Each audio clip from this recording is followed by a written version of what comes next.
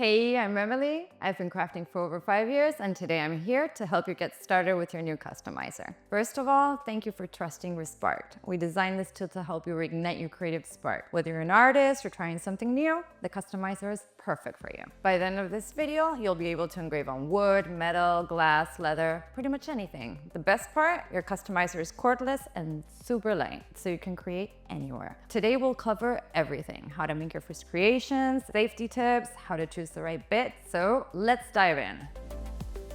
So let's open the box. Here's what you'll find inside. Everything you need to begin creating today. You'll find an envelope with a quick start guide, stencils, full manual, and a project guide. A USB-C charger, plug it in the back of the customizer and wait until the lid shows it's fully charged. Diamond bits, these are engraving tips and each has a specific use. A carbide burr bit, we'll talk more about that in a moment. The customizer itself with its protective cap, and practice material so you can start crafting right away.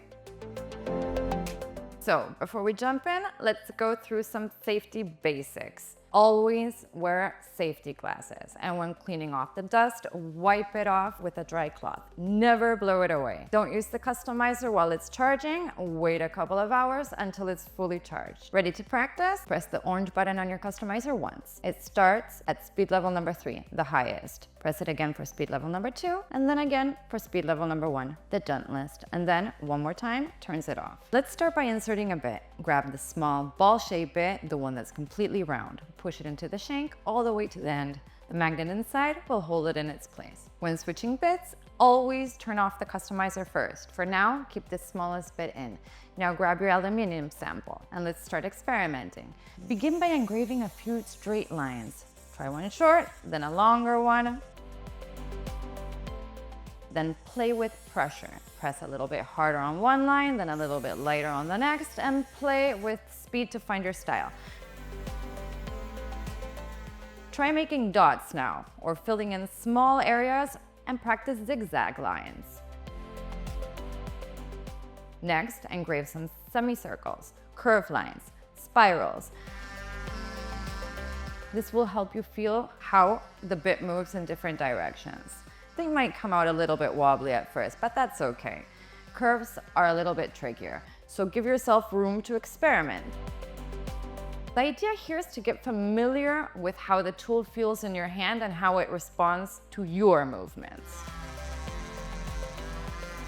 Now that you've explored a few shapes and motions, let's draw a simple flower with grass on the other side of your piece. Grab your aluminum sample and a pencil.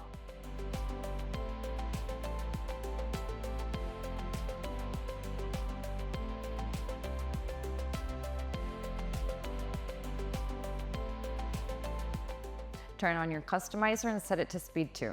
Start with the grass. Make short lines towards you if you're right-handed, or away from you if you're left-handed. If you've never done this before, don't worry. Your first lines might feel shaky, but that's completely normal. Next, engrave the flower stem. Don't try to do it in one stroke. Short strokes work best. Let's practice curves now. Build the shapes gradually, just like we did with the stem.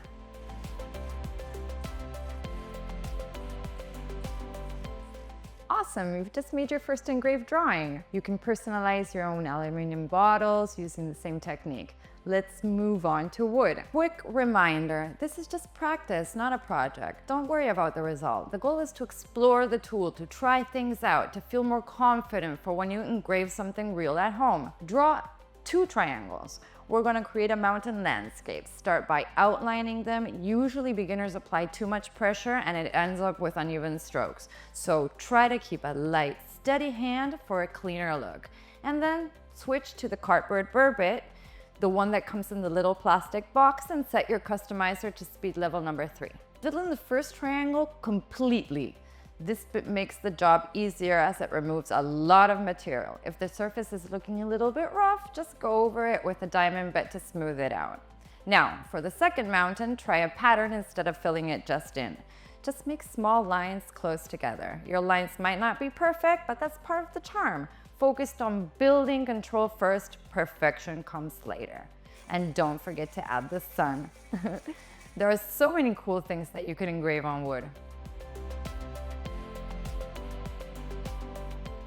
Next up, acrylic. Set your customizer to speed 1. Plastic heats up fast with friction.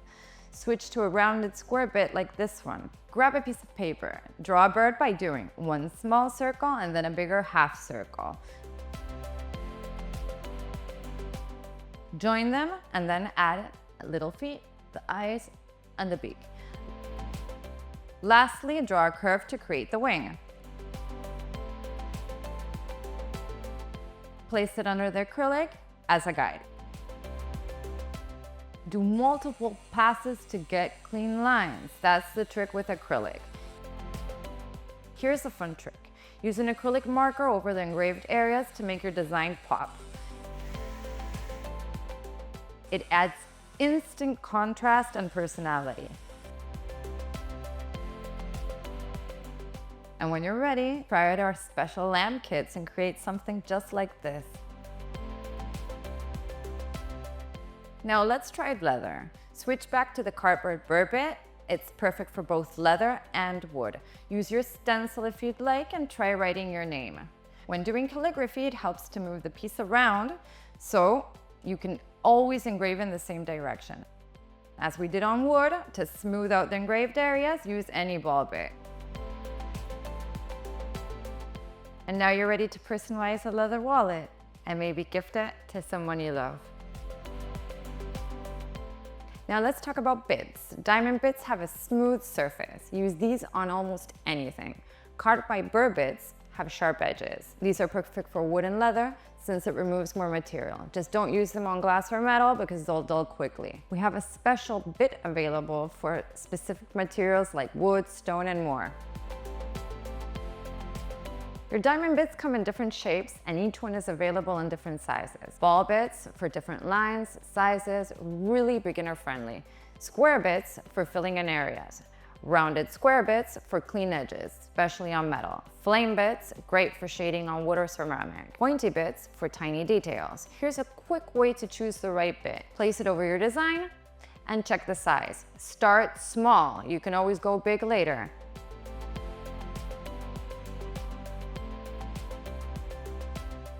There's no one correct speed. Every bit works on any speed.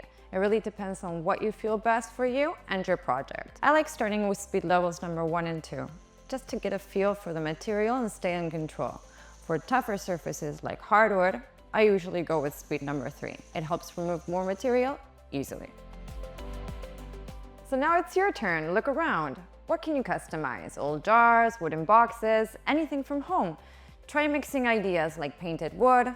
Before jumping into a project, take 2 minutes to doodle freely on scrap material. It helps a lot. There's no limit to what you can create. Check out our other short videos for more ideas, tips, and projects. Think of them as mini challenges to help you master your customizer. And don't forget to show us what you made. Tag us on social media. Thank you for crafting with me. I'm Emily and I can't wait to see what you create. Happy engraving!